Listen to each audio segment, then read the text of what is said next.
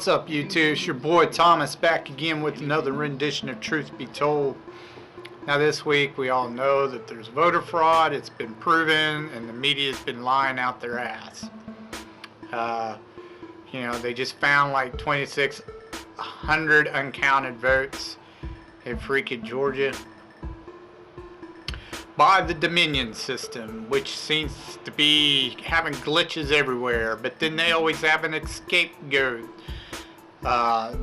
It's always something to do with human error every single time, and yet they're finding these glitches in multiple states, and it's happened all over the place. So there's lots of voter fraud going on, and the Dominion system doesn't work. So all these votes are being audited and recounted, and they're all coming out Trump naturally because they didn't get counted before. Now they're being counted. They're all Trump. He's going to flip the votes, and then the Nazi Communist Party of the Democrats is going to be seriously pissed. But we'll see how it all turns out in the end.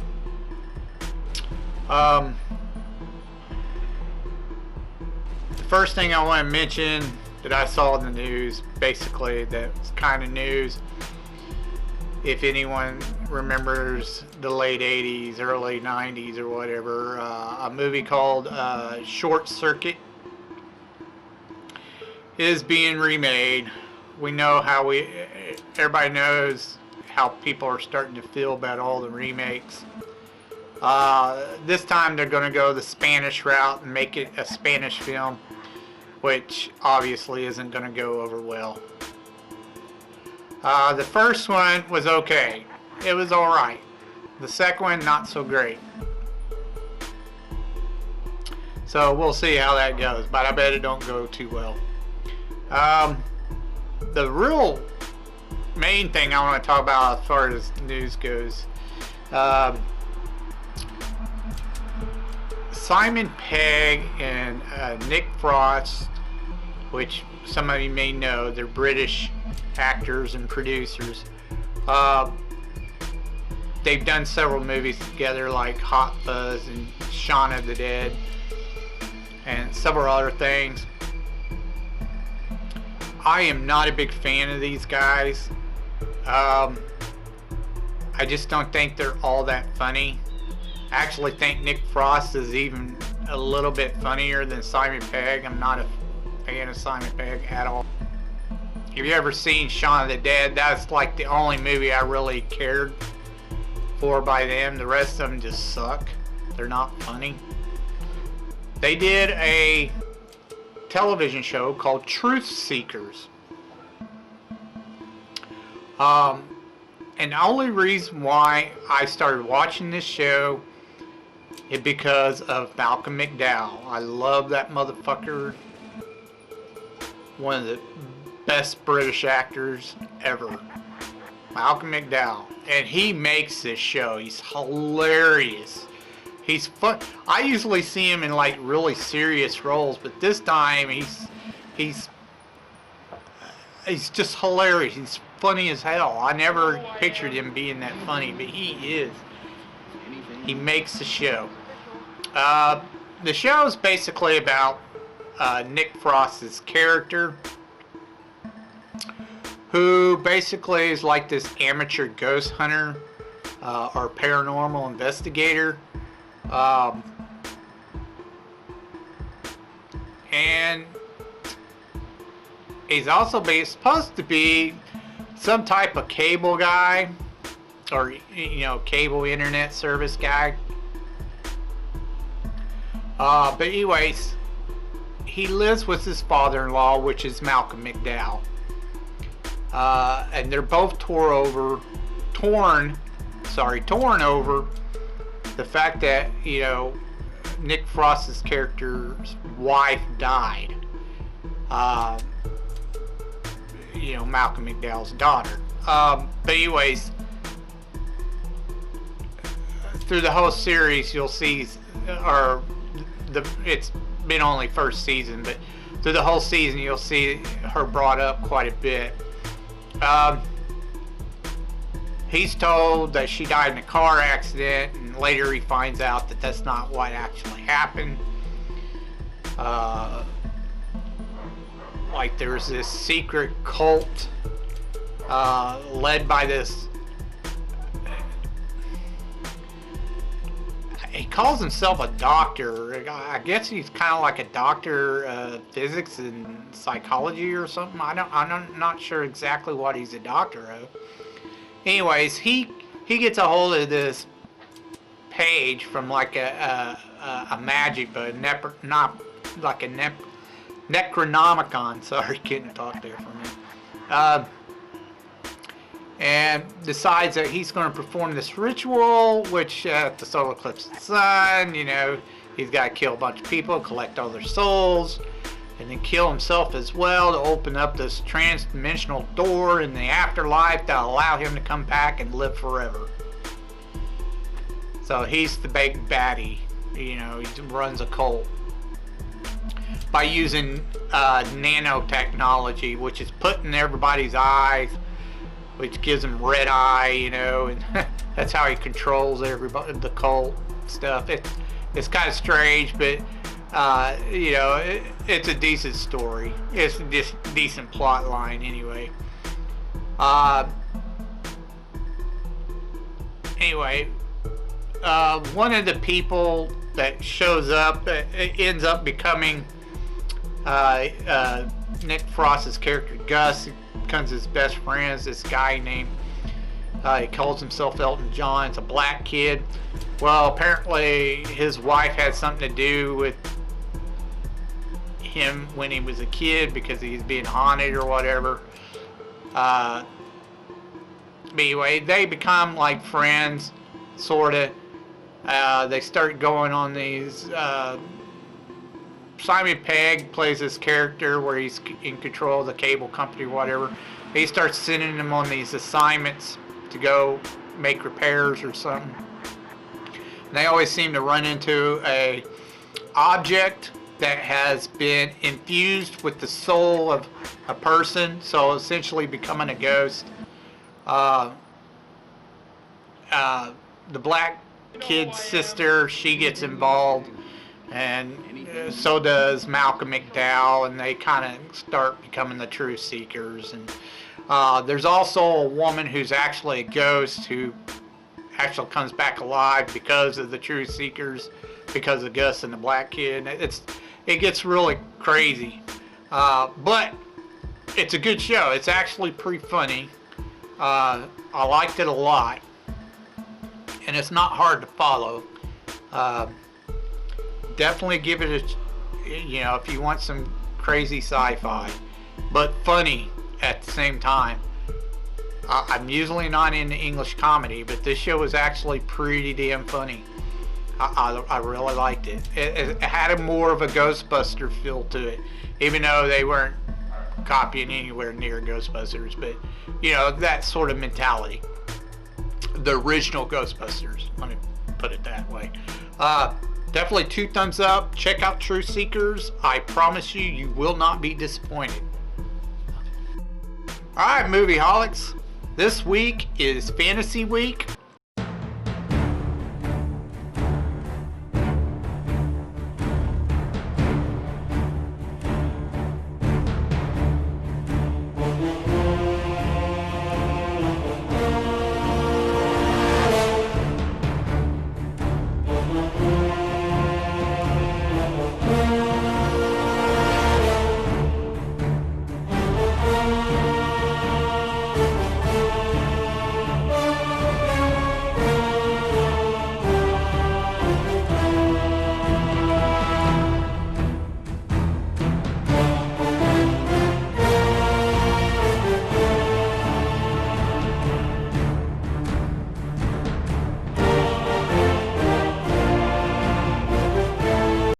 I'm actually doing 3 movie reviews for this week, only because they tie in together.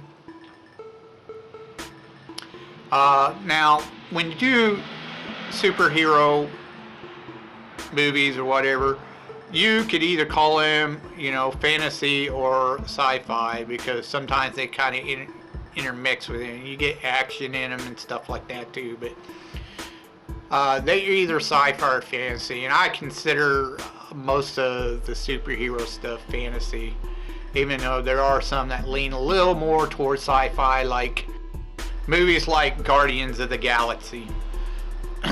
They tend to lean a little more sci-fi. What many of you might not know is that the Spider-Man trilogy with Tobey Maguire was not the original Spider-Man trilogy. There was actually one before it, and it was done in the 70's. Nicholas Hammond was the one who played Spider-Man.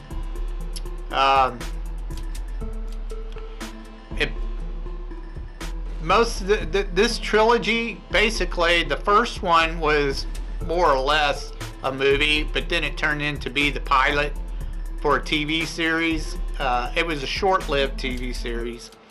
They only had a few episodes. It wasn't very long. And then the next two movies were basically a part one and part two of part of the TV series that they turned into movies.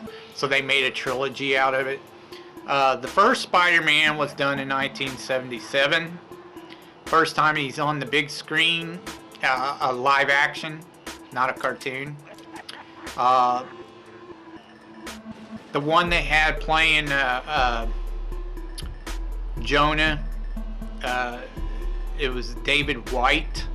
Later they changed that for the others who played in the TV series. His name was Robert F. Simon. Anyways, in the first Spider-Man, of course you see how he gets bitten by a radioactive spider. He has to go after a villain who's kind of created this cult, and he uses some sophisticated tech for the 70's. And they would all have these pins that they would they were like pins for being in the group that they were given for joining, becoming members. Their membership pins, I guess you would call them. Anyways, he would basically control certain individuals that were within the group through these pins and mind control or hypnosis when they came to the group meetings. He would hypnotize them and then later use the machine and these pins to locate them wherever they were at and give them instructions on what to do. Mainly, he was basically a bank robber. He was sending these people through mind control to rob these banks, and then they didn't know, they don't remember doing any of it. Now Peter Parker eventually figures out what's going on. He tracks down the criminal organization or the membership or whatever, and he defeats them in the story. Now, the second one was done in 1978. It's called Spider-Man Strikes Back. Again, it's this part of a series that they just stuck it to get 2 episodes together and made a movie out of. In this one, Joanna Cameron is in this one. She is the leading lady. She's a reporter who joins Peter Parker when they hear about some plutonium being stolen from a university lab.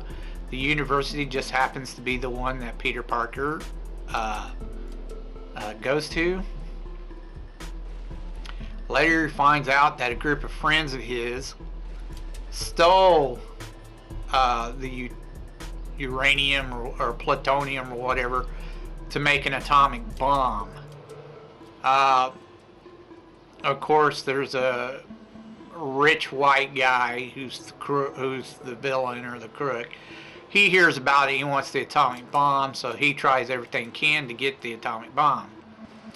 Now, the leading lady in this, she helps Peter Parker uncover all this with the help of course, Jonah. They eventually recover the bomb and everything's hunky-dory. Everybody, Spider-Man saves the day. The third one was done in 1979.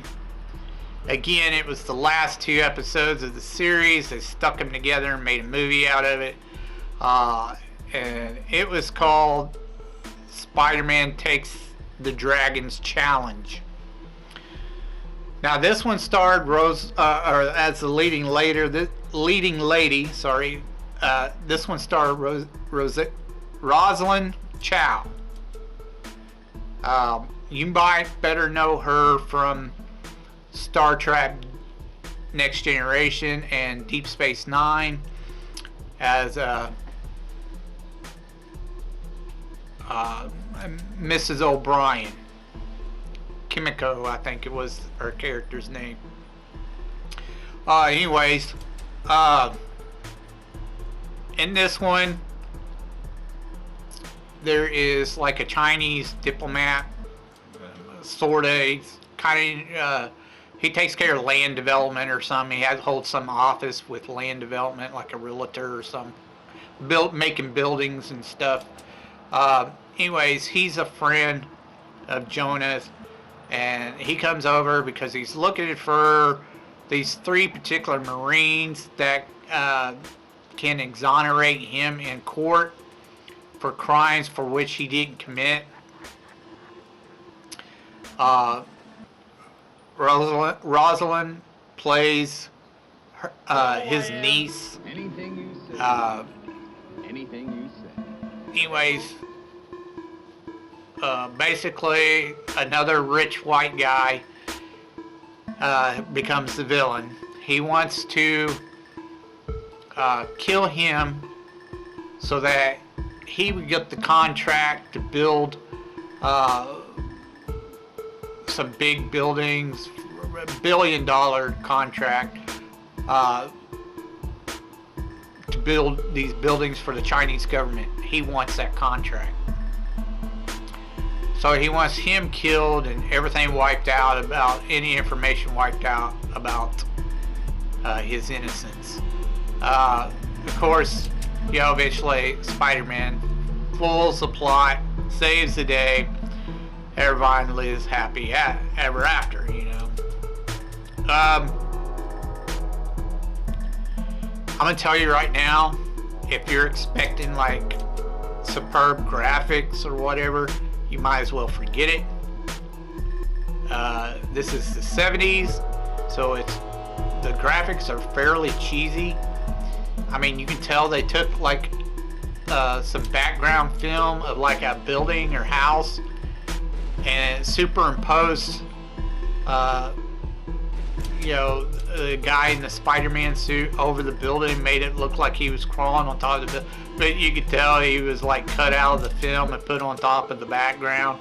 It was pretty cheesy looking when he's climbing buildings and stuff. You can tell he's using a wire in some cases to pull him up a building or something, and he's got this thing where he wants to like spread his legs and spread his arms when he's climbing. It just looks ridiculous. The webbing, of course, you tell it's silly putty string. They use some shots repeatedly for certain action scenes, like they rehashed them from the original movie or pilot. The acting was fairly decent, though. The acting was alright. It was decent enough. It was able to watch. I give it a 3.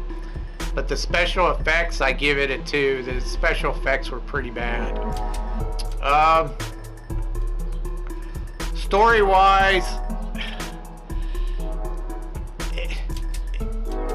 no supervillains.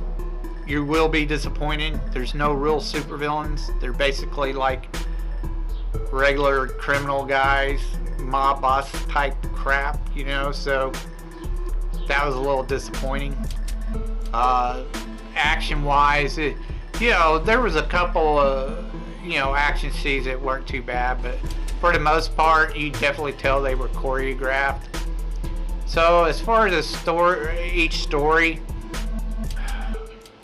the first one, it was okay. I give it a 3. It was decent. The second one with the bomb, it was kind of lame. I gave it a 2. It wasn't really that good. But the third one kicked it up a little bit better. I give it a 3 for the story. It wasn't that bad. It was okay. Made a little more sense. But again, I was a little disappointed because not in either one of these was there a supervillain. It was all, you know, like criminal organization crap, you know, that kind of stuff. Overall, these movies was decent enough to watch, even though they were from the 70s. Oh my gosh, what was with people in the 70s with the brown, the tans, the puke pea greens, fluorescent greens, freaking, oh my gosh, some of the bell bottoms, you know, just sweaters, you know, just ridiculous. I am so glad I never grew up in the 70s. I would, you know, I caught the blunt end of that, you know. Basically, my life started in the 80s, not in the 70s. Phew. Thank goodness. Anyways, just some of the stuff I just, from the it's real hard for me to watch movies from the 70s because of that, because they had some awful, god-awful fashion sense and colors, you know, and almost every car looked like a tank, like this giant steel boat tank or something, just ridiculous. But anyways, overall, the Spider-Man trilogy from the 70s, the original Spider-Man trilogy, you know, I give it a 3. It was decent for what it was back then. It wouldn't fly now. Most people wouldn't even give it a time of day today. This generation, you've got to have like super awesome graphics. Who gives a care about the story or you know, the acting or anything like that? It's just got to be super cool looking, you know, today for this generation. Fucking bunch of retards. Don't even know what a good story is anymore. Hollywood can't produce a decent movie anymore. Anyways, overall, I give the Spider-Man trilogy a 3. It was decent for what it was. If you like that kind of nostalgia and everything, go ahead and give it a watch. Nicholas Hammond does a fairly decent job, even though it still he reminded me like of one of the Brady Bunch kids when I was watching it. If you've ever seen that show, that's what it reminded me of whenever I watched it. But otherwise, you know, it was good family, classy family fun. It wasn't dark or you know, too gritty or anything like that. It was more of a, you know, Sesame Street approach or Disney approach or something like that, you know. It's real PG. Anyways, that's all I have for you this week. If you have any comments about anything I mentioned earlier in the video, please leave your thoughts down in the comment section down below. If you have any suggestions of some gems I might have missed as far as movies or television goes, please leave your suggestion down in the comments section down below. As until next week, tune in. I have some more for you. I told you you'd be told the truth, and you've just been told.